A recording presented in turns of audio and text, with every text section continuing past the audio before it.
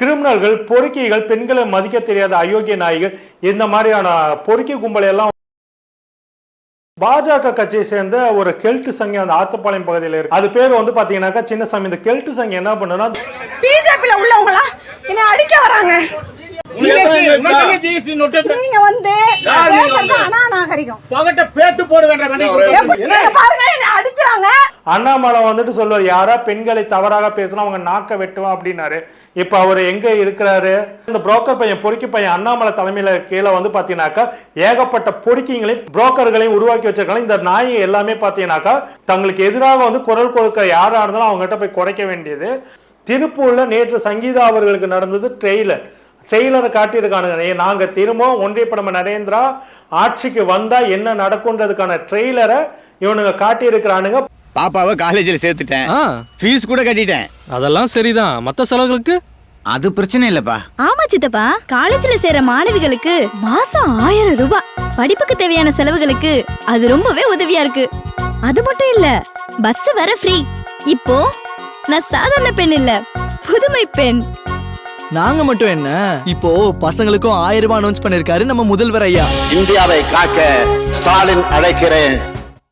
வணக்கம் தோழர்களே. இந்திய அரசியலே வந்து தங்களை யாரும் கேள்வி கேட்க கூடாது, அப்படி கேள்வி கேட்டா கேள்வி கேட்டவர்கள் மேல எப்படிப்பட்ட தாக்குதல்களையும் நடத்துறதுக்கு தயாராக இருக்கோம் அப்படின்னு சொல்றதுக்காகவே தங்களோட கட்சியில வந்து பாத்தீங்கன்னாக்கா ரவுடிகளையும் கிரிமினல் குற்றவாளிகளையும் சேர்த்து வச்சுட்டு தேசிய லெவல்ல பாஜக வந்துட்டு ஏகப்பட்ட வன்முறை சம்பவங்கள் வந்து நடத்திட்டு இருக்குது.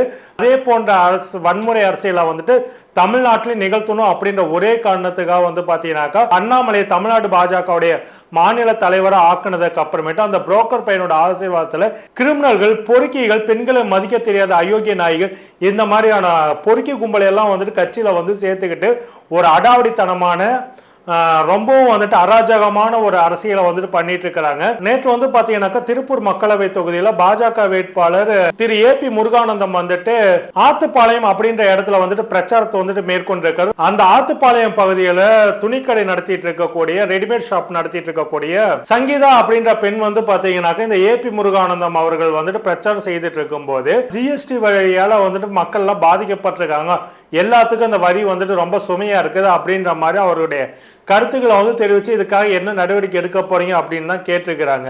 இதை கேட்டதுக்கு உடனே பாத்தீங்கன்னாக்கா ஏபி முருகானந்தால ஏதோ பதில் சொல்ல முடியல. மக்கள் முன்னாடி இப்படி வந்துட்டு எந்த ஒரு பதிலும் சொல்ல முடியாம தவிக்கிறோமே அப்படின்னு சொல்லிட்டு என்ன பண்ணீங்கன்னா இந்த ஜிஎஸ்டி வரிக்கொள்ளை வந்து பாத்தீங்கன்னாக்கா ஒட்டுமொத்த இந்திய மக்களே வந்துட்டு ரொம்ப கோபத்துல இருக்கக்கூடியதா இருக்குது. உலகத்துல எந்த ஒரு நாட்டுல இந்த அளவுக்கு வந்துட்டு ஜிஎஸ்டி மூலியமா இவ்வளவு பெரிய வரிக்கொள்ளை வந்துட்டு நடக்கல. இந்த சூழல்ல தான் வந்து பாத்தீங்கன்னா இந்த பெண் வந்துட்டு நேரடியாவே கேட்டிருக்கிறாங்க. இந்திய கூட்டணியை சேர்ந்த திமுக வேட்பாளர்களையும் காங்கிரஸ் வேட்பாளர்களையும் மக்கள் வந்து பல கேள்விகளை வந்து கேட்டிருக்கிறாங்க. அந்த வேட்பாளர்களும் அவர்கள் தரப்புல என்ன விளக்கம் கொடுக்கணுமோ அந்த விளக்கங்களை கொடுத்திருக்காங்க. இதுதான் ஒரு நாகரிகமான அரசியலை வந்துட்டு முற்போக்கு இயக்கம் வந்து பின்பற்றக்கூடிய நாகரிகமான அரசியலை வந்துட்டு அவங்க வந்து கையில எடுத்து பேசிட்டு இருக்காங்க. ஆனா வந்து பாத்தீங்கன்னா இந்த பாஜக அவர்கள் வந்து பாத்தீங்கன்னா தங்களை கேள்வி கேட்டாலே பிடிக்காது அப்படின்றதுனால பாஜக கட்சியை சேர்ந்த ஒரு கெல்ட் சங்கம் அந்த ஆத்துப்பாளையம் பகுதியில் இருக்குதாட்டு. அது பேர் வந்து பாத்தீங்கன்னாக்கா சின்னசாமி. இந்த கெல்ட் சங்கம் என்ன பண்ணுன்னா அந்த பெண்ணுகிட்ட போயிட்டு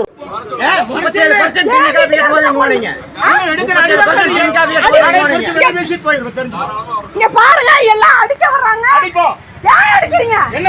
வண்டி குறுக்காட்டுறேன் பேசுறது நாகரிகம் இல்ல. உனக்கு என்ன நாகரிகம்? பிரச்சார வண்டி வந்து குறுக்காட்டுறேன். உனக்கு வேணும் பிரச்சார வண்டி வண்டி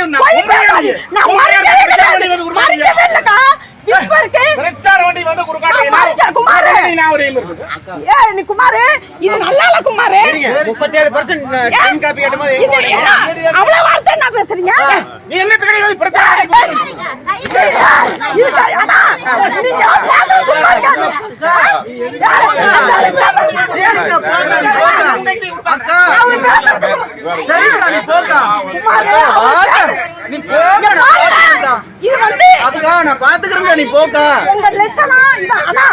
அவரு பேசுறது நாகரிகமா?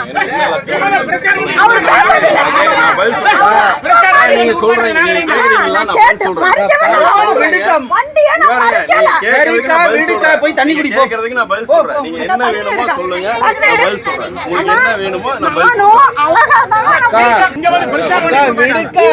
நீ விடுக்கா போக்கா. தம்பி போய் பேசினா அப்புறம் எப்படிடா வருது? சரிக்கா விடுக்கா, நீ போக்கா. நீங்க பெரியவங்க மாதிரி பேசுங்க. என்னடா நடக்குது?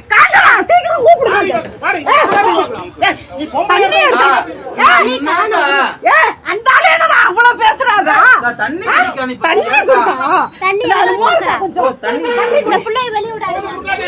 யாரு அண்ணா பேசுறது தப்பா இல்லையா அவர் சொல்றத கேளுக்கா.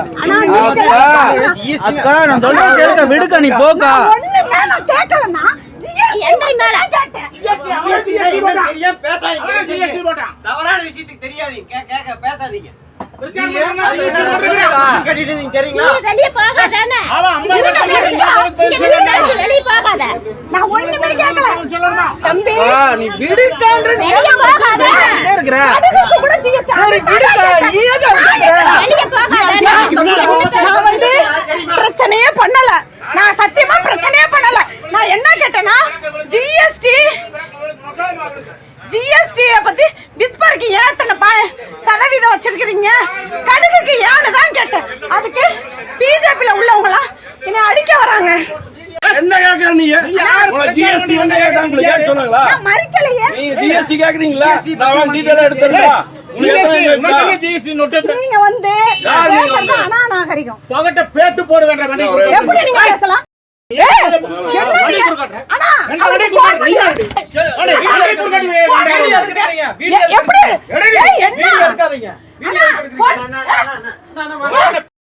பாருங்க என்ன அடிக்கிறாங்க பிஜேபி காரங்க. இங்க ஆத்துப்பாளையம் பகுதியில இங்க வந்து ஜிஎஸ்டி பத்தி கேட்டேன்னு சொல்லி என்னை கை வைக்கிறாங்க. இங்க பாருங்க நீங்க பாருங்க இது வந்து அண்ணா நான் மறிச்சனா இங்க பாருங்க ஆத்துப்பாளையம் பகுதியில வீடியோ எடுக்க கூடாது, அது தவறு. நீங்க எடுத்தீங்க. யார் எடுத்தாங்க?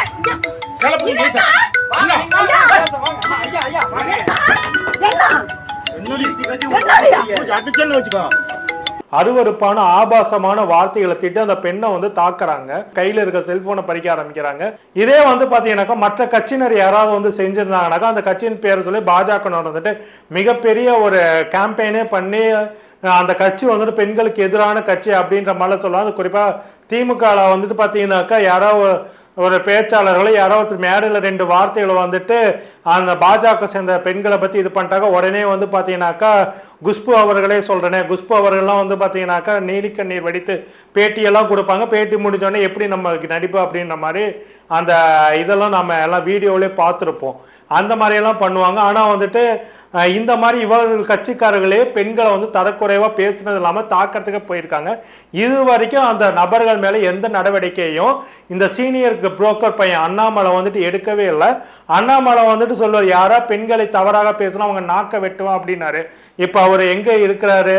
நேற்று நைட்டு நடந்த சம்பவம் இது வரைக்கும் அண்ணாமலை வந்துட்டு பார்த்தீங்கன்னா இது குறித்து எந்த ஒரு கருத்து தெரிவிக்கல, எதுவும் இதாகல.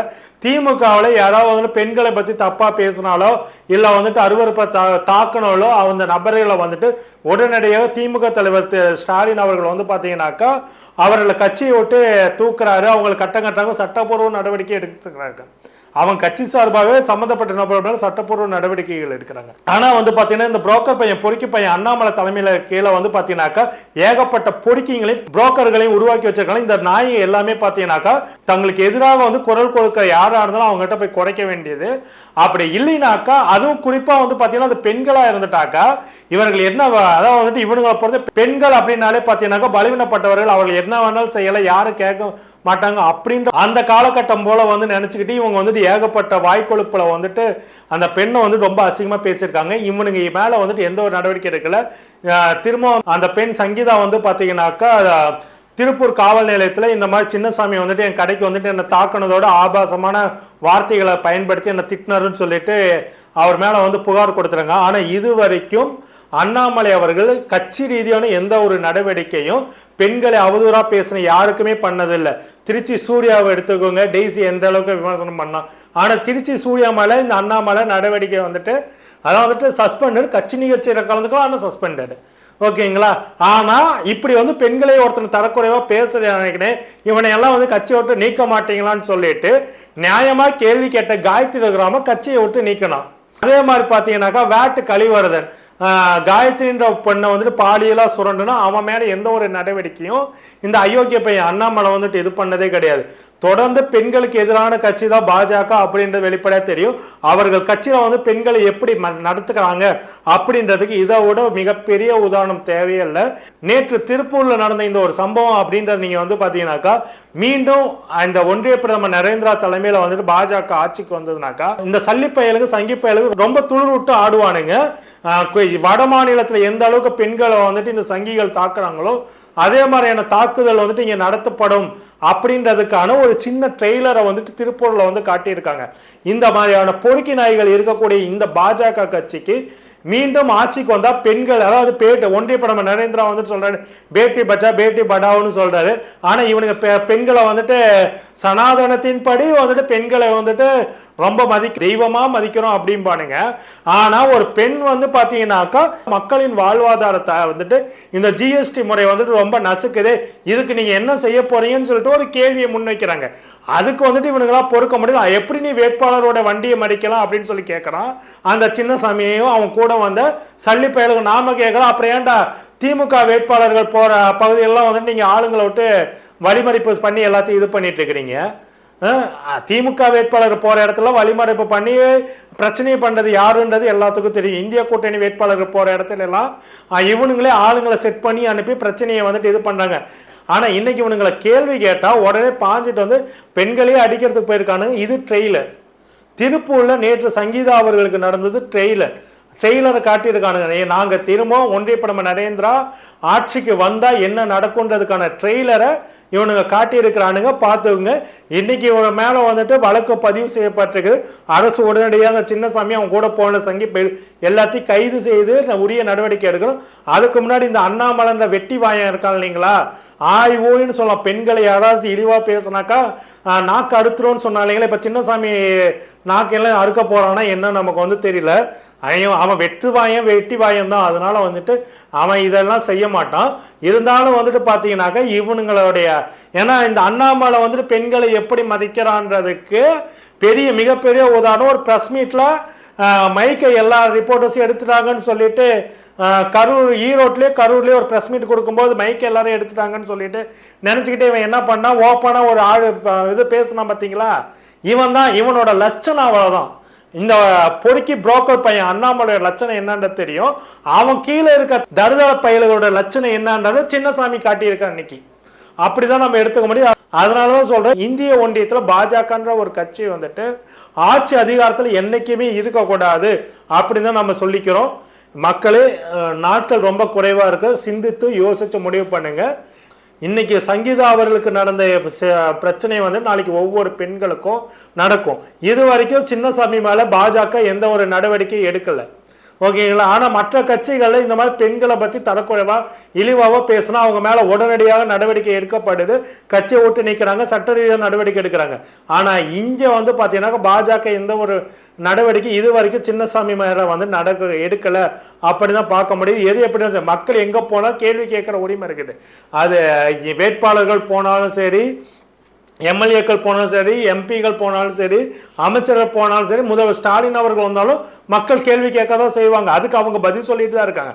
ஆனா ஒன்றிய பிரதமர் ரோட் ஷோ நடத்துறாரு, அந்த ரோட் ஷோல மக்களை பக்கத்துல கூட வர விடுறது இல்லையே. அப்ப அந்த லட்சணத்துல நடத்திட்டு இருக்கிறாங்க. அந்த ரோட் ஷோ எல்லாம் பாத்தீங்கன்னாக்க மிகப்பெரிய காமெடியா நடந்துட்டு இருக்கு. தமிழ்நாட்டுல சீப் போன்ற ரேஞ்சுக்கு தான் நடத்திட்டு இருக்காங்க அப்படின்னு வெளிப்படையா தெரியுது. எது எப்படினாலும் சரி, மக்களே உஷாராய்க்குங்க, அதான் சொல்லிக்கிறோம். தான் சாதி கொழுப்ப புடிச்சு தொங்கிட்டு இல்லாம, பூணூல புடிச்சு தொங்கிட்டு இருக்காம, சாதி வெறியை புடிச்சு தொங்கிட்டு இருக்காம, பொதுமக்களுக்கானவனா யார் வளர்ந்து வருகிறார்களோ அவர்கள் சாதியற்றவர்கள். இன்னும் சொல்ல போனா அவர்கள் மக்களுக்கானவர்கள். நம்ம என்ன தப்ப திரும்ப திரும்ப பண்றோம்னா, யாராவது நம்ம பக்கம் வருவாங்க, சாதியை மறுப்பாங்க, கத்துக்கிட்டு ஒண்ணுனா கத்துக்கிட்டு நம்ம பக்கத்துல வருவாங்க, நம்ம மிதிச்சு தூர தள்ளிடுவோம். நீ பாப்பான் வராத, நீ இப்படி பேசிட்ட இங்க வராத, இப்படி நீ எல்லாத்தையும் தள்ளிட்டு இருந்தேன்னா இங்க இருக்கிற காவி கும்பல் அவனை புடிச்சிட்டு போய் உட்கார வச்சுட்டே இருப்பாங்க.